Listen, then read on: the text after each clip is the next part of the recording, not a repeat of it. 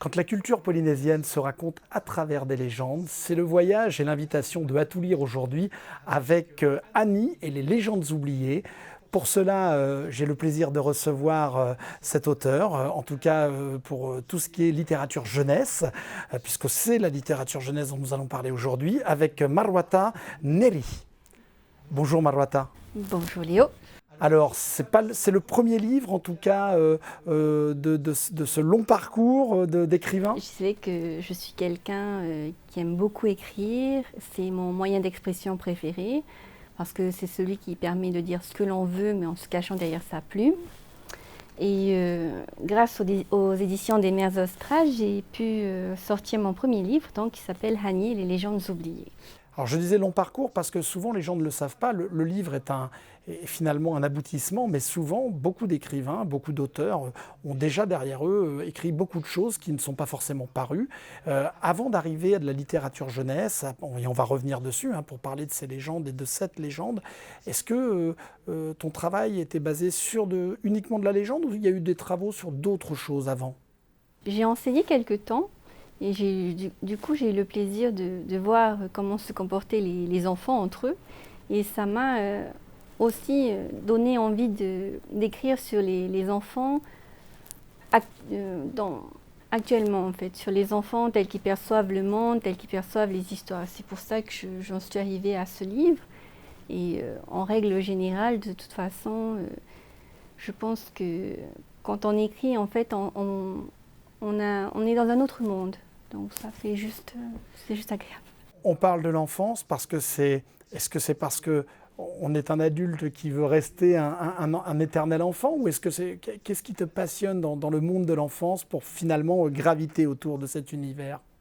Alors moi je suis une grande enfant. J'ai pas honte de dire que quand un Disney sort, je vais au cinéma le regarder. J'avais juste envie de leur communiquer cet amour que j'ai pour ma culture et mon pays, mais de manière peut-être un peu plus accessible en fait. Écoute, je pense que c'est une réussite parce qu'on va préciser que ce livre a remporté le prix Natireva, qui est un prix polynésien. Petit mot sur ce prix remis par la DG2E, à qui on rend hommage aussi à travers cet engagement auprès justement des plus jeunes et pour l'envie de lire. Un petit mot sur le prix Natireva. Alors c'est un prix littérature jeunesse justement, mais ce sont des classes de Polynésie, des classes de cycle 3 en fait, qui ont eu plusieurs ouvrages à lire et à choisir. Ils devaient voter pour l'ouvrage qu'ils préféraient.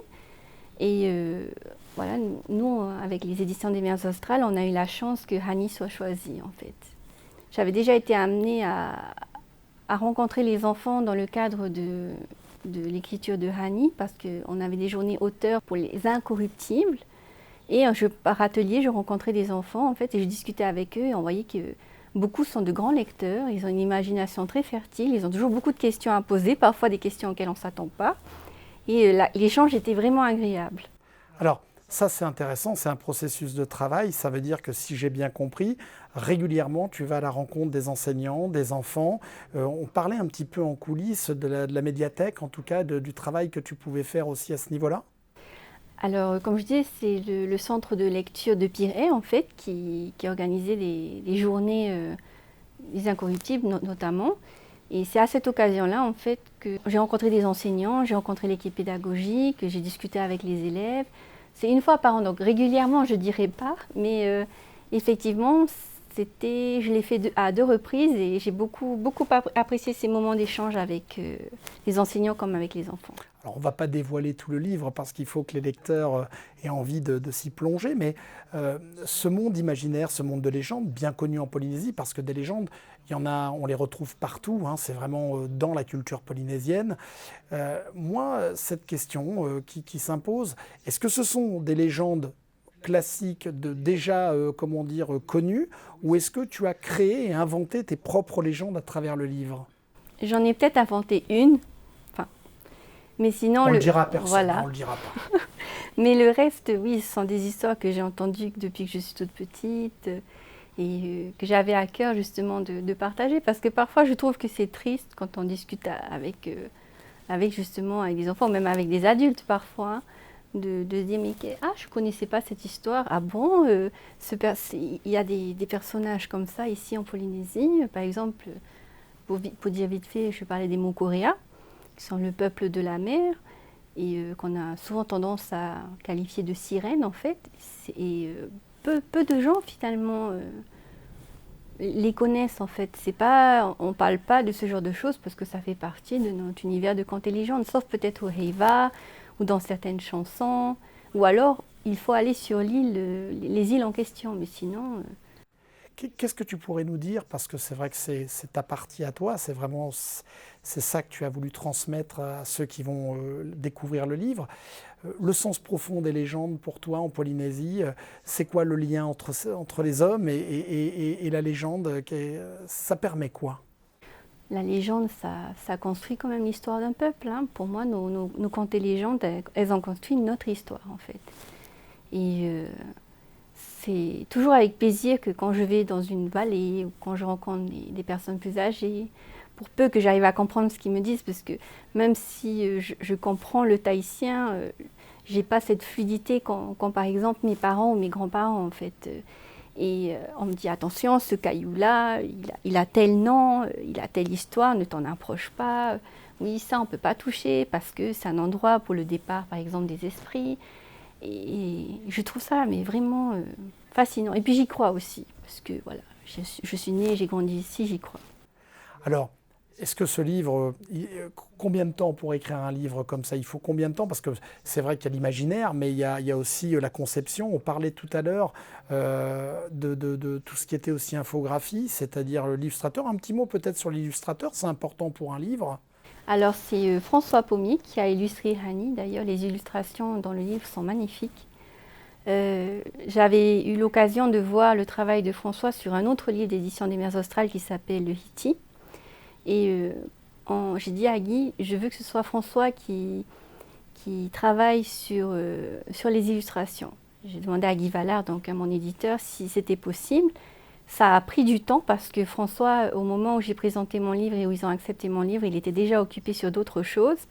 Ils m'ont proposé d'autres dessinateurs, mais vu que lui aussi vit ici, qu'il comprend l'esprit local, j'étais vraiment persuadée qu'il saurait comprendre aussi l'esprit du livre et mettre en image l'histoire en fait. Et il l'a fait parfaitement. Ça c'est important parce que pour tous les jeunes auteurs qui voudraient prendre ce chemin-là, c'est vrai que ça prend du temps finalement, hein, entre le début et la fin, donc quand arrive le livre terminé, et puis peut-être rappeler aussi que c'est un travail d'équipe, puisqu'il faut trouver un éditeur. Un petit mot là aussi, comment l'éditeur, la rencontre avec l'éditeur pour pouvoir produire un tel projet?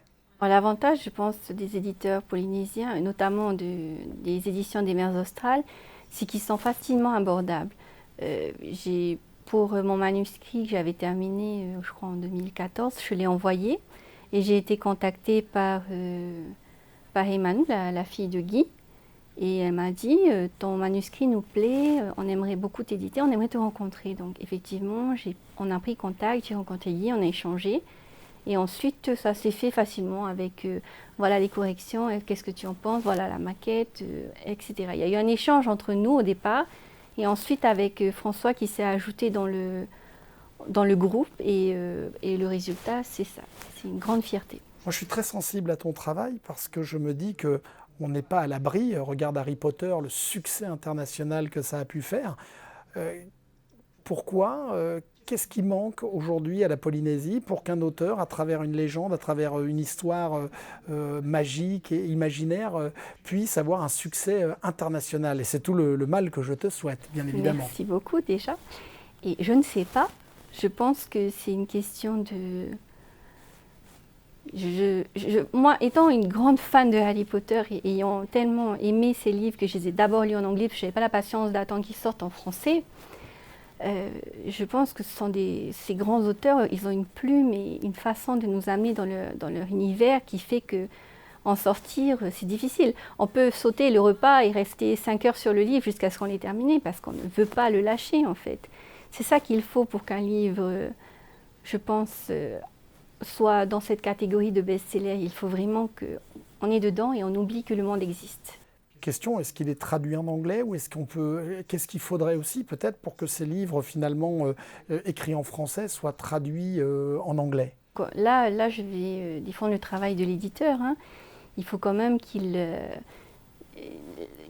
trouve un traducteur qui va comprendre l'esprit du livre, qui va savoir faire ressortir la traduction dans le bon sens, hein. Ensuite, oui, je suppose qu'il y a les circuits de diffusion, qu'il faut se rendre sur place. Peut-être que dans d'autres pays, ce sont des chasses gardées aussi, des éditeurs qui sont déjà sur place, qui font des travaux de collaboration. Je dirais que ça doit être une volonté peut-être commune de l'éditeur et de l'auteur de passer à la phase suivante. Je ne sais pas si beaucoup de livres locaux ont été traduits en fait. Écoute, je pense que là, c'est le moment où on a envie de se plonger,